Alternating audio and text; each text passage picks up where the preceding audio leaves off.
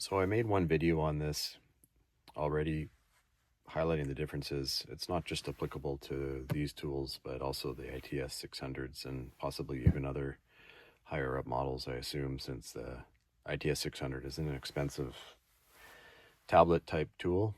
But this is how absurd this is. I think it's quite sneaky myself, and this is why I'm making this video, because I really don't like it when manufacturers do this kind of thing, even though I do like Autel tools. I really love how they have, the lifetime free updates. It's hard to find a TPMS tool out there that does that.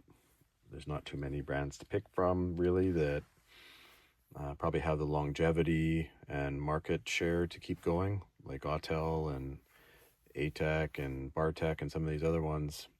Autel's the only one so far I've found that is the free updates, but that's not what this is about. So here we have two boxes from the front. They look exactly the same.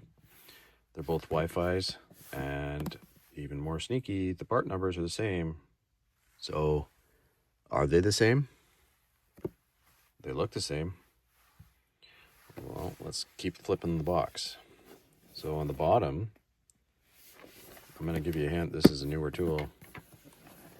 This is the older one. Made in Vietnam. Doesn't say that on the bottom of this one. However, let's look at the other sides here. Oh.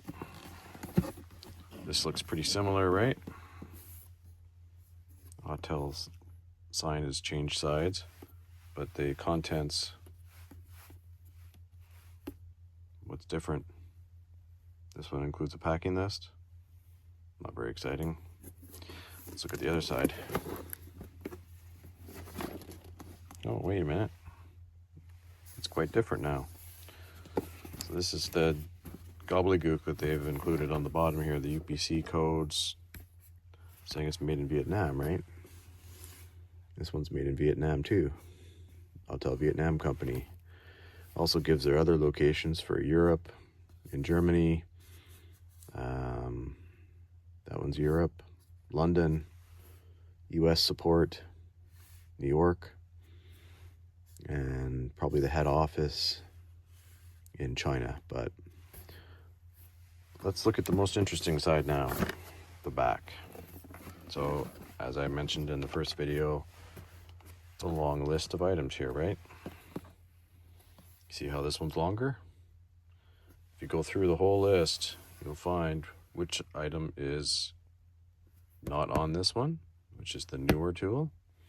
This is a 2023 before September tool. I believe this one's probably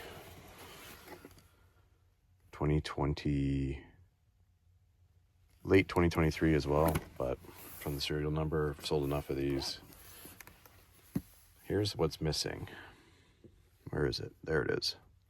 So if we look line by line, they're almost similar. Batch, program up to 16 sensors at one time, on tool, relearn, and programming procedure. So this line here is the one that is not on this one, and that's the program MX sensor by methods of copy, by activation, and manual input. I'll zoom in. This one right here. So see batch to on tool, batch to on tool. So it says program Autel sensors, program Autel sensors. Where's the other line that talks about programming?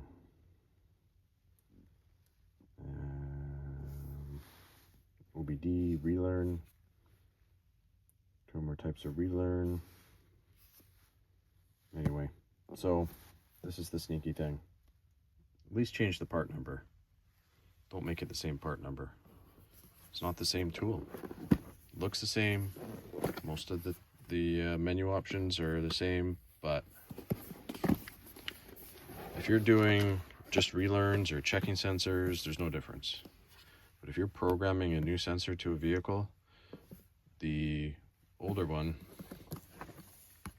like this, they're limited out there. They stopped making these around September 2023. This one has 4 options to program. This one only has 2. for a lot of vehicles. That'll change vehicle to vehicle depending on whether it has OBD capabilities. So the 4 options are, this one has, it's auto create, which this one has, copy from OBD, if the vehicle OBD has capabilities in the tool, which this one also has, and then the 3rd one and the 4th one that are not on the newer tools are copy by activation, which is copying a sensor, whether it's in the wheel or in your hand, loose, doesn't matter, as long as it's working, and manual ID entry allows you to set it to whatever you want. So you could still get around not having that as long as your IDs are in the vehicle. You can copy from the OBD if it has OBD capabilities. Or the other option is, if you own the tool, you don't really need to copy sets, clone sets. It makes it more convenient. But you can create a new ID and relearn it to the vehicle, and then if you have 2 sets of wheels, summers and winters, twice a year, you're going to have to pull your tool out to do the relearn, scan the wheels, and write the IDs in. Whereas with this one, you could copy that set of wheels, have duplicate IDs in your 2 sets of wheels, and you won't have to use your tool twice a year for that purpose. So anyway,